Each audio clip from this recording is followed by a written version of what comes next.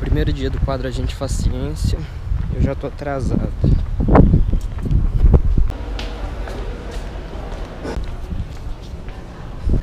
Ó, atrasado aí, filho.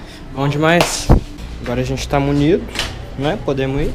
Então, pessoal, nós estamos indo agora conversar com a Silvinha, ela é professora aqui do Departamento de Física, que participou da descoberta do planeta mais jovem até agora. Simbora.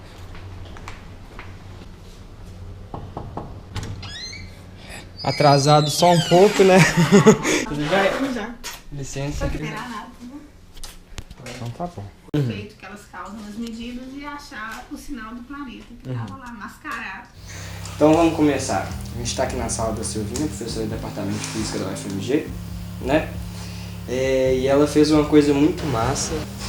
Foi em julho ou junho que foi publicado? Junho, final de junho. Mas a pesquisa tinha sido concluída quando? Bom, as observações foram no final do ano passado, no final de 2015, e aí a gente ficou trabalhando nos dados no começo do ano e concluímos em torno de abril, assim, escrevemos um artigo e mandamos para a revista, por aí.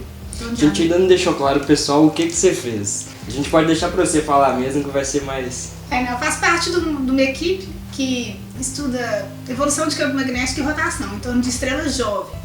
E a gente sabia que a gente tinha atingido a capacidade técnica de detectar planeta bem grande, tipo Júpiter, próximo das estrelas jovens. E isso seria uma coisa muito interessante fazer, muito legal, porque não tinha nem, assim, tem muito pouco planeta jovem conhecido. E é o que permite estudar a formação de planeta. Então, a gente detectou um planeta de 2 milhões de anos, que é bem jovenzinho, em torno de uma estrela que acabou de estar formando ainda, mas está acabando de formar.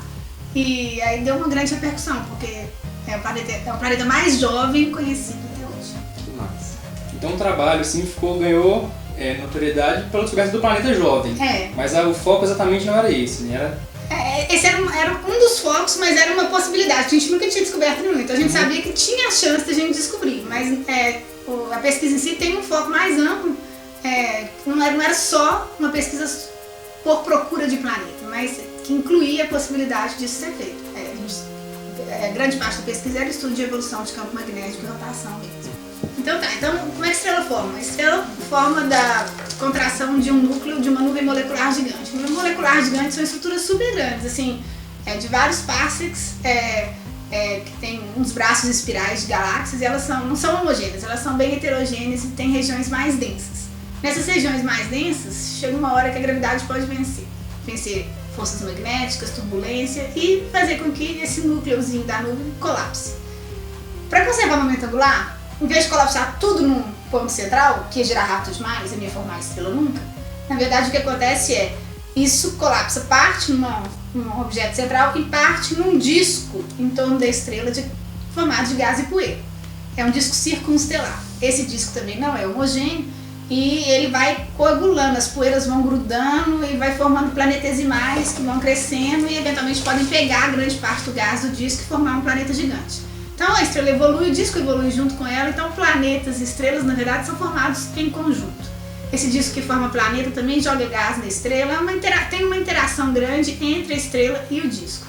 E grande parte dessa interação é feita pelo campo magnético da estrela, no caso de estrela de massa baixa, tipo Sol. Então tem esse interesse de entender como que forma a estrela, qual o papel do campo magnético na formação de estrelas, de planetas também, e como que o planeta forma, onde que ele forma, como é que ele interage com esse disco, enfim, a formação mesmo do sistema planetário. Isso tudo demora quanto tempo, assim, mais ou menos? Pois é, então só para colocar algumas escalas de ordem de grandeza, assim, o Sol tem 4,6 bilhões de anos, é uma estrela, o nosso Sol, é uma estrela adulta, digamos assim, madura. As estrelas formam em 1 milhão de anos, você tem uma estrela com um disco em torno dela, em torno de 1 milhão de anos. Esse disco ele dura no máximo tipicamente 5 milhões de anos. Em torno de 5 milhões de anos o disco de gás se foi. Então, se você quer formar um gigante gasoso igual Júpiter, tem que ser nessa escala de tempo, que é muito curta comparado com a vida da estrela. Então, forma rápido. Tem que dar um jeito, o processo de formação tem que ser relativamente rápido em escalas astronômicas, digamos assim. Então essa poeira ela interage com a estrela e ela também é responsável por formar planetas ali no entorno. O disco é um disco de gás e poeira, que é o que tinha naquele núcleo da nuvem que colapsou, né? Mas a poeira no disco, ela vai se agregando e formando assim, você pode imaginar pedrinhas, essas pedrinhas vão se agregando e formando estruturas cada vez maiores, formando eventualmente núcleos rochosos de quilômetros, de tamanho de quilômetros, assim. Se esse núcleo rochoso é formado numa região que tem muito gás ainda, chega um certo tamanho que ele passa a ser gravitacionalmente dominante ali. Então, na órbita dele, em torno da estrela, ele adquire esse gás próximo a ele. Então, ele ganha uma atmosfera, né, um envelope gasoso aí muito grande. E aí você forma um planeta gigante gasoso. Se esse núcleo é formado já no final mais da vida do disco, numa região que não tem muito gás mais, você não consegue formar um gigante gasoso. Tem regiões do disco que são mais favoráveis para você formar um gigante gasoso e outras que são menos favoráveis. Num outro bate-papo que a gente teve aqui antes, você falou do snowline, como ele é fundamental para formar um planeta rapidamente, né? Você pode explicar um pouquinho disso? Essa linha imaginária, né, que a gente chama de snowline, que é a linha da neve ou linha do gelo, é a distância em relação à estrela a partir da qual você consegue formar gelo. Então, se você tem uma poeira com gelo em volta, isso gruda mais facilmente. Os modelos têm mais facilidade em formar núcleos rochosos além da linha do gelo, né? Além da linha da neve, porque é mais rápido você formar esse tipo de estrutura. Então, as hipóteses mais aceitas hoje em dia são que esses núcleos rochosos de planetas tipo Júpiter eles são formados além ali da linha do gelo, rapidamente, e ali naquela região tem bastante gás disponível, não está muito próximo da estrela, então a órbita desse núcleo rochoso vai ter muito gás para adquirir, então você forma um Júpiter ali longe da estrela. E como que tem vários que vão parar perto da estrela? Aí um jeito ele é formado rapidamente e o disco ainda existe. E ele interage gravitacionalmente com o disco e ele é arrastado, chama migração. Ele é arrastado pelo disco para próximo da estrela. Ele sofre uma migração para próximo da estrela. E chega ali ainda na fase onde o disco existe, então muito rapidamente.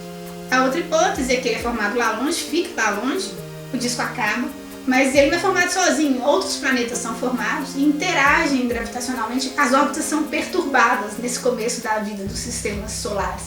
E aí uma órbita perturbada pode adquirir, né, um planeta com órbita perturbada pode adquirir uma órbita muito elíptica que depois circulariza.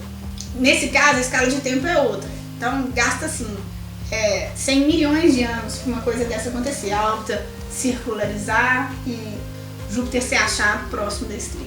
Então, que esse mecanismo violento aí de perturbação da órbita e circularização provavelmente acontecia, já tinha algumas evidências, porque alguns Júpiteres foram achados com órbitas elípticas e outros com órbitas até retrógradas. Então, tinha evidência que esse mecanismo violento deveria realmente existir. O que não tinha comprovação ainda é que aquele mecanismo de migração mais suave acontecia também. Aí você tinha que observar um Júpiter jovem. Então, o que a gente fez, uma das coisas que deu ênfase pro resultado da gente foi isso, é que a gente observou um Júpiter bem jovem, com uma órbita circularizada em torno da estrela. Então, não dá para ter sido por aquele mecanismo violento, porque não deu tempo da circularização ocorrer. Mas dá para ter sido justamente pelo mecanismo de migração. Então, é uma comprovação observacional do mecanismo de migração. Uma coisa que intriga um pouco assim é saber como é que funciona para encontrar um planeta, para saber como é que vocês conseguem extrair todas essas informações de que tem um planeta de uma estrela que está tão distante, porque não faz parte do nosso sistema aqui e está longe, né? Então, tem várias técnicas hoje em dia para encontrar planetas. As que já encontraram mais planetas, digamos assim, as que tiveram maior sucesso, são duas. É a técnica de trânsito e de velocidades radiais. A gente usou de velocidades radiais, mas vou explicar as duas, porque as duas são as duas principais hoje em dia. Então a técnica de trânsito é o seguinte, você faz fotometria, que é você mede como é que o brilho da estrela varia em função do tempo. Aí num sistema de estrela e planeta com a órbita, com a inclinação favorável, assim, com a inclinação grande em relação à nossa linha divisada, se você tem uma estrela e um planeta girando em torno dela, ele pode passar na frente da estrela em relação à nossa linha de visão. E isso vai causar eclipses, que a gente chama de trânsitos. Quando é eclipse causado pelo planeta, é um trânsito. Então, na hora que o planeta passa na frente da estrela, a luz dela diminui um pouquinho. Mas como isso é uma coisa periódica, isso aí vai acontecer sem parar. Então você consegue medir essa diminuição de brilho e ver que... E aí é um candidato ao planeta. Aí você tem que usar outras técnicas para ter certeza que é um planeta. Mesmo que às vezes pode ser duas estrelas passando uma rasante na frente da outra. Tem uns falsos positivos, então tem que tomar um certo cuidado, mas você já gera uma lista de bons candidatos a planetas que tem que ser verificados com outras técnicas. Uma das técnicas que é usada para verificar se é um planeta mesmo é velocidade radial. Essa outra técnica, a velocidade radial, ela fala o seguinte: se você tem um planeta girando em torno da estrela, isso faz com que a estrela não gire em torno do seu centro, mas gire em torno do que a gente chama de centro de massa do sistema. Vai ser um ponto deslocado em relação ao centro da estrela. Se o planeta tiver massa muito grande, estiver muito próximo da estrela, ele desloca esse ponto mais. Então, ele gira em torno da estrela e a estrela... E, na verdade, os dois giram em torno do centro de massa, tanto a estrela quanto o planeta. É lógico que a estrela, o balançar dela, né, o aproximar e afastar da gente, é pouquinho comparado com o planeta. O centro de massa está dentro dela. Às vezes o centro de massa está dentro dela, mas mesmo dentro dela, ele ainda assim não está no centro dela. Então acaba fazendo ela aproximar e afastar da gente. O que a gente mede nessa técnica, na verdade, é esse aproximar e afastar da estrela. E pela amplitude dessa variação, você infere a massa do corpo que está causando essa perturbação. E aí, dependendo da massa, é um planeta. Já tem mais de 3.000 planetas fora do Sistema Solar conhecidos. Por que mais um planeta foi importante? Porque a gente queria achar um planeta que está muito próximo da situação onde ele formou, um planeta muito jovem. E por que as pessoas em geral não observam, né, planetas em torno de estrelas jovens? Porque tem um desafio técnico muito grande. Essas estrelas têm manchas que podem ser tão grandes que ocupam até 40% da superfície da estrela. E essas manchas, a presença dessas manchas e de campos magnéticos atrapalha as duas técnicas principais que são usadas. E em velocidades radiais acontece a mesma coisa. Essas manchas, elas deformam as linhas do espectro que a gente usa para medir a velocidade radial. Então, o único jeito de você tentar achar planeta com segurança em torno de estrela jovem é mapear a distribuição de manchas e de campo magnético na superfície da estrela em 3D. Porque se você sabe exatamente onde está cada mancha e onde está a emergência do campo magnético, você consegue saber a influência das manchas e do campo magnético na medida que você está fazendo. Aí, sabendo exatamente qual parte da medida é devido à mancha e campo magnético, você consegue descontar isso. E o que sobrou, você pode analisar para procurar planeta. Mas para isso você tem que fazer esse mapeamento, que é uma coisa que a gente já fazia. No nosso projeto justamente era de mapear essas manchas e esses campos magnéticos. Então a gente já tinha a técnica necessária para poder fazer o mapeamento e descontar a medida do campo. E você tem uns dados para mostrar para gente? Vamos mostrar. Então essa imagem que a gente tem aí é das manchas da estrela, né? Isso, essa é a estrela em torno da qual a gente achou o planeta, chama V830 tal. A gente reconstruiu a distribuição de brilho na superfície da estrela. Então tem manchas quentes, manchas frias. Então a gente mapeou exatamente onde estavam essas manchas e aí a gente conseguiu saber qual que era a influência dessas manchas nas nossas medidas. A gente também fez a mesma coisa para o campo magnético. Então a gente mede o campo magnético na superfície da estrela e extrapola aí em 3D. Então a gente sabe também onde está a emergência de campo magnético. O campo magnético também deforma as linhas espectrais. Então a gente conseguiu levar em consideração esse efeito também. E aí, o que a gente mostrou é que, além das manchas e do campo magnético, tem uma outra perturbação que é causada por um corpo tipo um planeta próximo da estrela, né? Ele está 20 vezes mais próximo da estrela do que a Terra está do Sol. Por isso que é um Júpiter quente, ele é irradiado pela própria estrela. A equipe era como que ela foi formada? A equipe é uma equipe de gente que foi se conhecendo em congresso, que foi... a gente é cada um do lugar. Então a gente tinha interesses em comum e tem um pesquisador principal que liderou a equipe, que é o Jean-François Donati, que ele originalmente não trabalhava com estrela jovem, ele trabalhava com medida de campo magnético em estrela de amadura.